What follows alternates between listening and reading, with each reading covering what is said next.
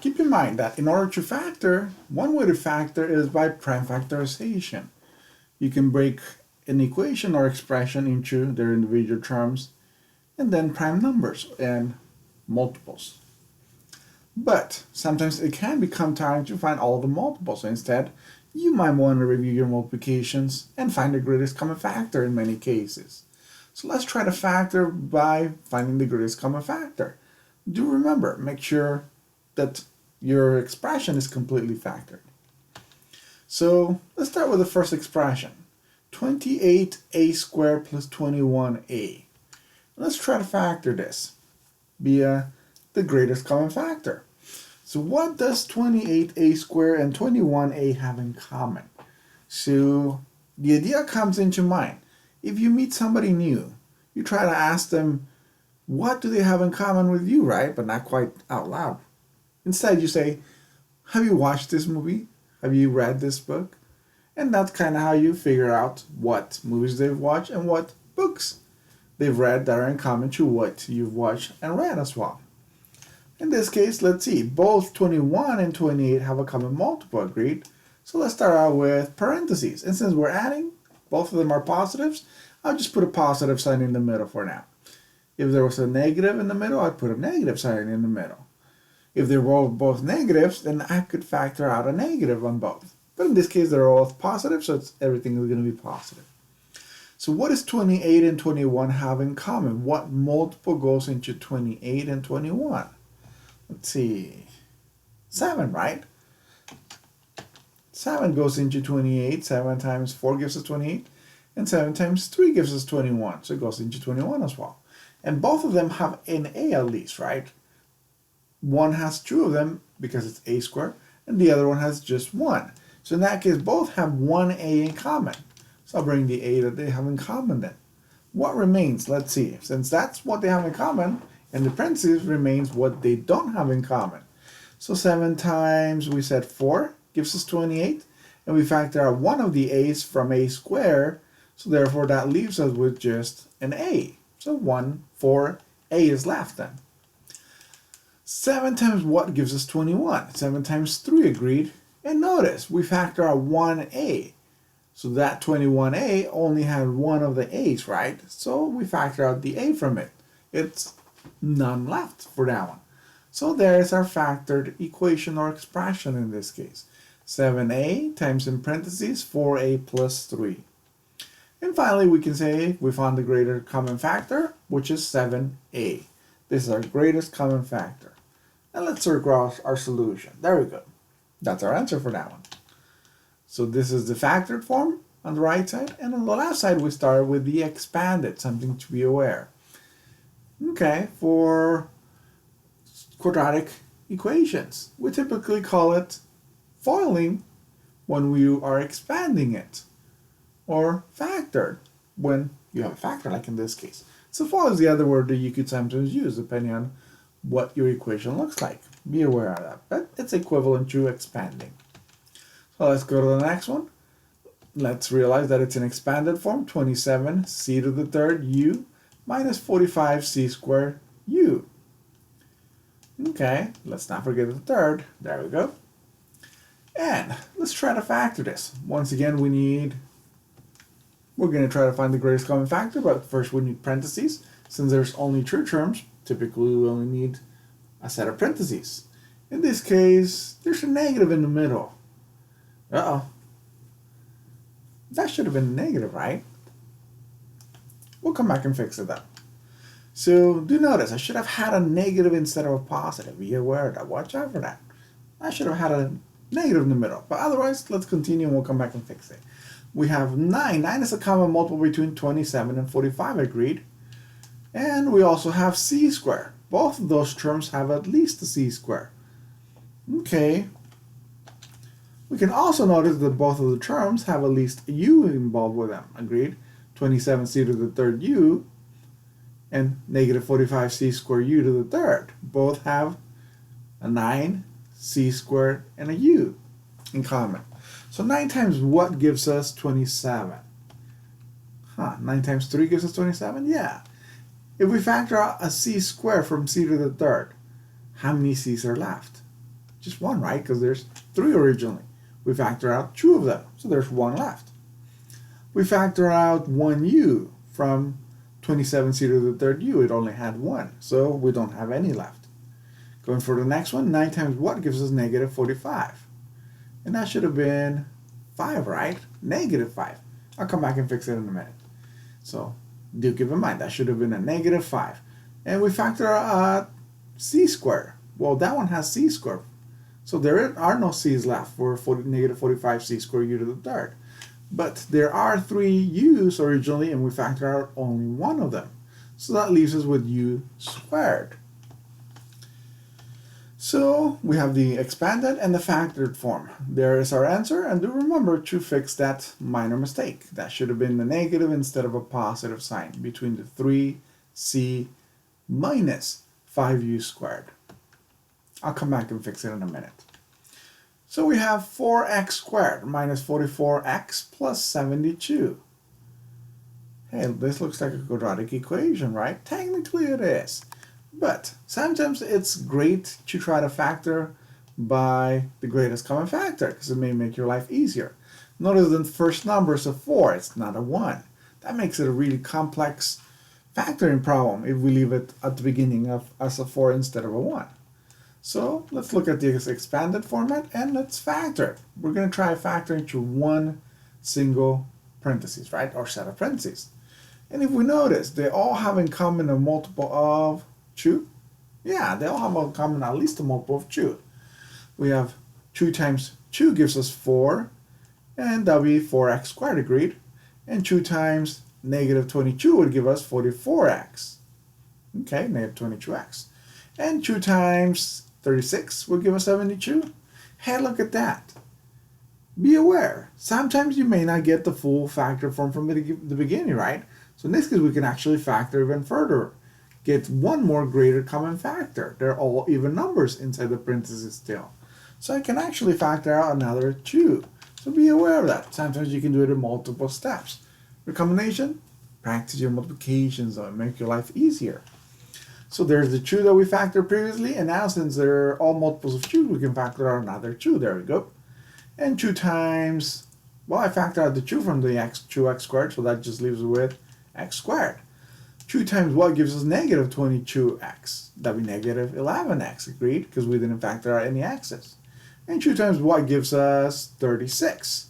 Well, that's probably 18. We can double check. 18 times 2 gives us 36. Remember, your calculator might come in handy as well. Just for the checking. Alright, so it looks like we factor out the greatest common factor, 2 times 2. 2 times 2 is just 4, agreed?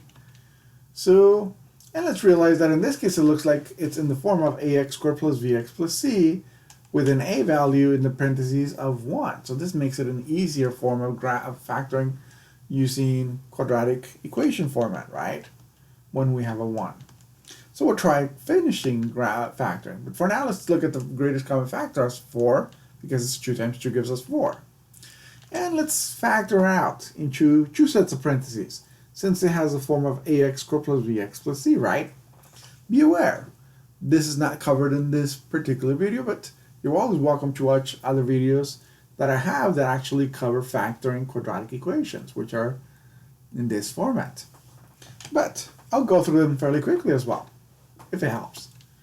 So first of all, we got to realize that we're looking for the multiples that give us positive 18. That's the last number, the c value, the one that has no x. But also when added, it gives us a negative 11. That's the value next to the x, the one that does not have an exponent. So negative 11. Notice it includes the signs. Okay, multiples that give us 18. Let's list all the multiples that give us 18. Negative 1 times negative 18. Both give us positive 18. Hey, why did we make them both negative? Notice, when added, they must give you a negative answer. If you add 2 positive numbers, well, they're not going to give you a negative answer. When you add a positive negative, there is a chance you're going to get a negative answer when you add them. But notice, you got to multiply them and get a positive answer, positive 18. So they both must be negative then. Okay, let's continue. Negative 2 times negative 9 will also give us positive 18. And negative 3 times negative 6. So we've just found all the combinations that give us 18, or all the multiples that give us positive 18, but with negative numbers so that when added they give us a negative 11. Let's try adding them and see if it gives us a negative 11 then. So negative 1 minus 18 gives us a total of negative 19. That's not 11, agreed? So that doesn't work. That combination will not work. How about negative 2 minus 9?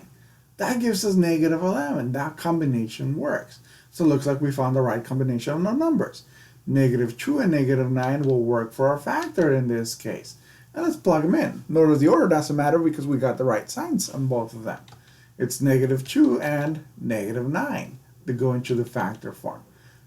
And let's realize there is the greatest common factor of 4. And let's circle our answer. There we go. Here is our greatest common factor and our answer for this particular case. Let's do a real quick check. Okay, so quick check to see if we get from the factor to the expanded again. So we have 4 times in parentheses x minus 2 times the other parentheses x minus 9. And we're distributing x times x gives us x squared, x times negative 9, negative 9x. And then we're going to go from the bottom to show you that we can do distribution of negative 2 now. Negative 2 times x, negative 2x. And negative 2 times 9, 9 times 2, 18. Negative, negative, positive 18. Hey, look at that. It's pretty much what we're going to get showing our multiplications and add it. So technically this is a secondary check. Be aware of that. And now let me show the factor, pardon me, not the factor, the expanded form of this, which is just what I was talking about. When you distribute the x, you get x squared minus 9x, and distribute the negative 2 to the other parentheses, we get negative 2x plus 18. And now we combine them, right? Negative 9x minus 2x should give us, well, there we go, 4 times in parentheses x squared minus 11x plus 18. Now we distribute the 4. 4 times x squared, that'll be 4x squared. 4 times negative 11, negative 44x. And 4 times 18, well, positive 72. Pretty much what we originally started with there up there, right? So there we go. We did a secondary check. Be aware, you only needed one check, which you technically did when you wrote the multiples of 18, and when added gives you negative 11. That is essentially your check. But this is a secondary check if you do it in this format. So let's go for the next one. Next problem. Expanded form, 8y to the fourth minus 24y to the third plus 16y squared. And we're trying to factor by the greatest common factor first. Greatest common factor, one set of parentheses. Now let's realize they all have a multiple of 8. 8 times 1 is 8. 8 times 2, nope. 8 times 3 is 24. 8 times 2 is 16, right? And they all have a multiple of y squared, or in other words, they all have a common multiple of y squared. They all have y squared at least in them, right? One's y to the fourth, one's y to the 3, and one's y to the second, or squared. So they all three have a y, or I should say 2 y's, which is why it's y squared. Okay, so if I factored out 8 from 8y to the fourth, all I have left is the y's, and I factor out 2 of them. I factor out 2 y's from 4, in other words, y to the fourth. So that leaves us with y squared, or just 2 of them. From the next one, 8 times what gives us 24? We said it's negative 3 gives us negative 24. So 8 times negative 3, negative 24. And we factor out a y squared, 2 of them in other words, from y to the third, 3 of them. So 3 minus 2 will give us 1. That just leaves us with a single y. And for the next one, 8 times 2 gives us 16. We factor a y squared from y squared, so there are no y's left. So this is the greatest common factor, 8y squared then. Do notice, similar to before, or the problem before, this looks like ax squared plus bx plus c. And inside the parentheses, just looking inside the parentheses, right? Not outside. The a value would be 1. So we 1y squared minus 3y plus 2. So it looks like we can factor in the similar format as before. So let's realize that our greatest common factor is 8y squared, and we can factor into 2 sets of parentheses via quadratic equation format. Agreed? So that means that we're looking for the multiples that give us the positive 2, the c value at the end. When added, it should give us negative 3, the value next to the y value without exponent in the parentheses. There it is, the negative 3. So all the multiples that exist that give us a 2, there's a lot of them, right? 1 times 2, there it is. 1 times 2 will give us positive 2. And also, 1 plus 2 will give us, that's positive 3, not negative 3. That won't work. So let's realize it doesn't work. Well, it works at the top, but not at the bottom. But I'll cross them out for both cases. So let's try, how about if we make them both be negative? Negative 1 times negative 2 still gives us a positive 2. And now, negative 1 minus 2 gives us negative 3. Hey, that works. So therefore, we have our right combination of values. Y minus 1 in one set of parentheses and y minus 2 in the other set of parentheses. The order doesn't matter because they're both negative. So our final factored form, 8y squared times the first set of parentheses, y minus 1, times the second set of parentheses, y minus 2. And there is our fully factored expression. We just finished factoring. I'll leave it up to you if you want to check this answer, right? You're welcome to check it. Be aware of that. Totally fine. And now finally, let me go back through and fix my sign. That should have been a negative on that second problem, right? The answer. So we're going to say instead of a positive, we have a negative 5u squared. So now we have the correct answer for that one.